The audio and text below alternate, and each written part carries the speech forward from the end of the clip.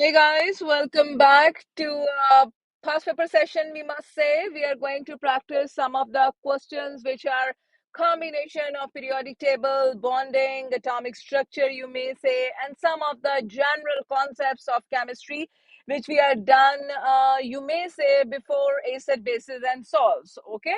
So now there is a question, and I have taken some of the random questions. Okay, I am sorry, some of the questions don't have their papers written at the bottom, but some of the questions have the source of the questions as well. Okay, let's start solving. You should be able to take the basic concept related to that question. So here we are solving question number one. Aircraft manufacture requires a metal that has a relatively low density. Okay, and is resistant to corrosion as well. Which property apply to aluminum? Okay, so guys, aluminum is a metal which is a part of group number three. It is an element number two of group number three. After boron, aluminum is a metal of group number three. Okay, so, which property is making it useful for the manufacture of aircraft? Now, you have to look into the aircraft. Aircraft is a keyword here. Okay. So, the answer is B, one only, because we are interested in the low density. Okay. So, that's why it is low density, which is making it useful for the aircraft manufacturing. But there is another question in another paper. Examiner is asking why aluminum is used for storage of the food cans. Why it is used as a food can? And the answer is as it is resistant to corrosion. Why it is so? Aluminum is a very reactive metal. Being highly reactive metal, it has already reacted with oxygen of air, and it has a layer of oxide on it. Due to that oxide, it is not going to react further. That's why it can be used for storage of the food, and it is used as a food can. So here the answer is B, as it is, you may say, relatively of low density. That's why it is used in aircrafts. Okay. Then we are talking about number 26 here, but it is question number two of ours here. We can see this thing that which diagram represents an alloy. Okay. This diagram, what is this now? First of all, the answer is D, but I am focusing on A, B, C, D, all. Okay, what is A, first of all? A is telling you that hexagons layers are there. These hexagon layers are attached with weaker forces, and these weaker forces I have taught you in the chapter of bonding, called as van der Waals forces, and that I have taught you in the topic of graphite. Okay, so here this is a structure. It's a molecules of different. You may say it's a general representation of a solid as well, or you may say this thing that, for example, sometimes the gases, we can say gases of group number 8 can be represented as well. Why it is so? Because in case of gases of group number 8, there are not any specific type of forces, rather only the intermolecular, weaker intermolecular forces are there. I must tell it to you that group number 8 elements are not making molecules because they are monoatomic. Okay, so that's why we can say this thing that atoms of group number 8 can be together. Or, for example, if we are giving a structure, general structure of for example, any gas, we can say this thing that this can be implementable to the gases of group number 8, or it can be a general structure of any solid as well. But over there in group number 8, they are not solid, they are in the gases. But in one paper, examiner has represented them like this as well. Okay, but we are so sure about A, we are so sure about C. Okay, what is C? C is a tetrahedral structure.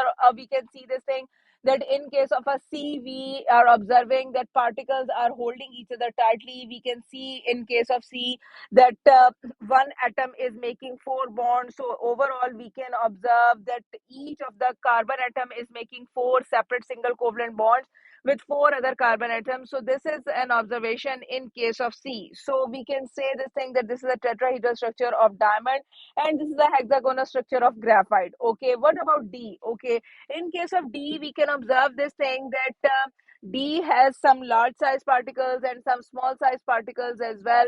We can observe this thing that in case of an alloy, basically, we have this observation that the large size and the small size particles are mixed up with each other. So what is the definition of an alloy?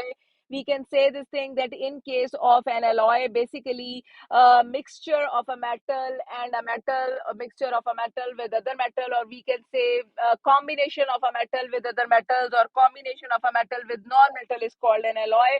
So in case of an alloy, different sized particles are mixed up with each other. So that's why we are saying that D is the right option for an alloy. Okay.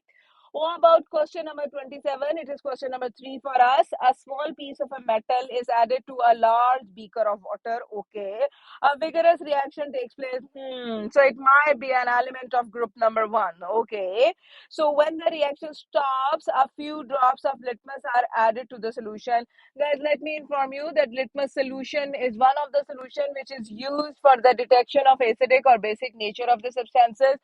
If litmus solution is added to a substance and it is turned into a red color, then it means that the solution was acidic. That's why litmus has turned into a red color. If litmus is changing its color to blue, then it means that it is alkaline substance. That's why the solution is changing the color to blue. So here we can read the options. What is the metal and which color is the solution? Okay, one thing which you should know, and I'm giving you a reminder, I have taught you this thing in the chapter of periodic table, that whenever a metal is reacting with water, it is making metal hydroxide and hydrogen gas. Okay, so it means that as metal hydroxide is being produced, so the solution will be alkaline in nature. Okay, the solution will be basic in nature. One more thing, that all metal oxides, metal hydroxides, metal carbonates, and ammonia are considered as bases. So it means that metal hydroxide is a base and it is going to turn the color of the litmus solution to blue. So what is the answer? Answer is A, calcium and blue. So now why calcium and why not magnesium?